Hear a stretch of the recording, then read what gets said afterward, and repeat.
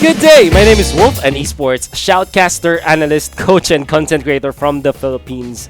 With my experience in the local MPL, or Mobile Legends Professional League, and M1 World Championship as a caster, I'll be bringing you a brand new content series called Play by Play. In my local language, I've done this video series of good Mobile Legends rotations that you can employ, but in Tagalog or Taglish. Let's try it out in English so that the whole globe will understand. So my first video I will talk about the standard one mask setup for the meta that's running right now. This rotation allows for a hyper carry to have a massive lead over the opponent, and the whole team to have as much as 5 ultimates by 2 minutes and 40 seconds. Yes, 5 ultimates available. I'll use this video from Bren Esports performance during the Razer Southeast Asia Invitational. I also would like to take note that Bren Esports is playing on the red side, so there will be adjustments when I speak. Because normally when you play on your perspective, you always play on the blue side, right? Anyways, the standard one mask setup will require you to have a hyper carry that will have a good wave clear, like Claude for example. Number 2 is a mage support. In this case, they went for a Lunox that actually went for the tank emblem. Number 3, you have a solid tank support, or a tank, right? Lastly, 2 solid side laners that have sustainability and fast wave clear. I said 5 because that's 4 and 5, right? So that's your whole team. Let's try it out. Step number 1, your lane configuration. This is your lane setup, and first set of items. Lusty, or the Kufra, is the tank support of Bren Esports. He picks up the mask first. Generally, you start the game by immediately buying the mask. While that is happening, their second support will not buy the mask. In this case, it's Rebo, the secondary support of Bren Esports. He bought 2 magic necklaces because it builds up to demon shoes, and this is the natural build order for mage supports in this meta. It's almost always the case. Side laners, Few and Flapteasy, the Thams and the X-Borg respectively, will start with boots. In this specific game, Few did not literally start with boots, but that's just because of the fact that side laners generally would want to be at the side lanes as fast as possible. You'd want to start with boots. Then again, Hyper Carry Kalkizi start with the jungle knife, as I call it. Right? Let's head on to the actual lane configuration, which is 1-3-1. 1 the side lanes, another 1 in the other side lane, and then 3 in the middle, right? Notice how X-Borg and Thams moved right here, making sure that they have some vision of the potential cut lanes or invade shenanigans from their opponent. You can see. Step number 2. After your lane configuration, you fast clear your mid. As you can see, in Bren's case, they showered the mid minions with Bouncing Ball, with Unox and the skills of the Claude. Notice the bottom lane.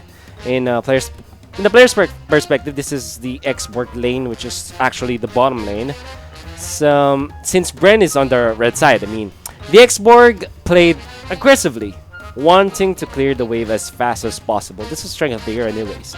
Now, the result of this is that the bottom wave will be pushing heavily, forcing the enemy off lane, in this case is the Joy, to stay up top, or in this lane, to not be available in time for an invade, for example. So if the Jawhead, the enemy off lane, decides to not take care of the minions, he'll lose a lot of gold and EXP. Plus, the side laner on your team will have level 2 surely if you clear this one out. So that's step 2. Let's go to step 3. The hyper carry and the mage support will take the left side Lethal Wanderer. Again, since Bren Esports is on the red side, they're moving to the right, so in your perspective. But when you play it, go to your left. Standard Lethal Wanderer take for sure. Notice, however, that the Kufra went to the right side Lethal Wanderer. This is because generally, after taking the purple buff, Selena-based lineups, like their opponents right now, move upwards. So they move up to take the opponent's orange buff. So that's a natural movement, right? And Lusty, the Kufra, made it sure that they will have vision of this place, while also tagging the Lethal Wanderer so that the X-Borg can also help. Step 3 is also where the top laner, in this case the Thams, will fast clear the minion wave. Okay. Step 4, the hyper carry and the mage support will then move towards the purple buff. The X-Borg, in this case, the bottom side laner, is making his way towards the Lethal Wanderer that was already tagged by the Kufra. And it's a big bonus if your side laner and tank will last hit this Lethal Wanderer, but never forget the 3 reasons why you're here. 1 is to mark where your opponents are, 2 is to prevent potential invades, and 3 is to not die.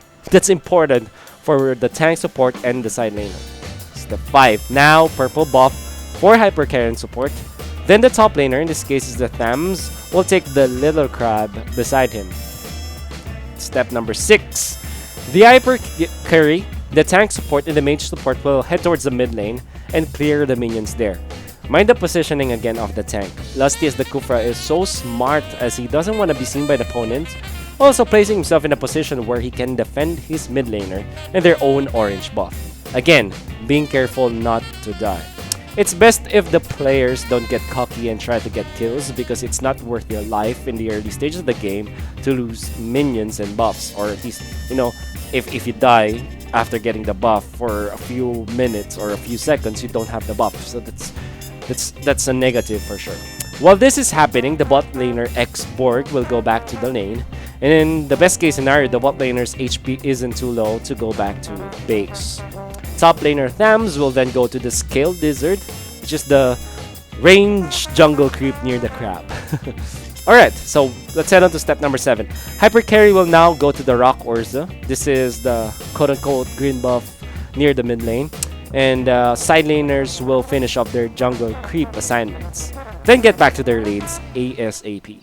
For the side laners in this step, they need to keep themselves online and be decisive. Should they go aggressive? Should they stay safe?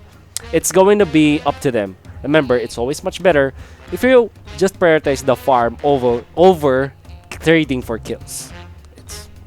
Step number 8, Hypercarry and the support will now take the orange buff. While this is happening, the tank support will have to decide what his moves will be. Will he help the buff take? There are many ways he can help though. Either attacking the creep, or what if he just stays around this bush, as you can see, and keep tabs of the opponent. It's for him to decide. Side laners won't have much choice but to focus on minions now. By the way, looking at the EXP now, wow, Bran is leading by 500 EXP, which is massive at this point. Now, Hypercarry goes back to the mid to clear it out. Afterwards, he will do his best to move to the top because at 1 minute and 30 seconds, the quote-unquote big crab will appear. This is step 9. And of course, afterwards, you go to step 10. Side laners keep themselves alive. It's crucial. Now, though, the Hypercarry will get the big crab and take it. This is the top lane, and because of the nature of the minions walking, the offlaner freezes the lane. This is a bonus move, by the way. He will give some farm to the Hypercarry. In step number 11, Hypercarry will now clear the bottom lane. And profit, for sure. Since this is the Claude, it is a bonus to have the Blazing do it and use it against the minions for a turbo clear. What I like about this too is that the tank, let's get the initial mask, will be granted some, if not all, minions in the mid lane. This will help him reach level 4. Step number 12. Hypercarry and support will now just get what they want. In this case, it's the opposing Crammer, since it is available. And that's it.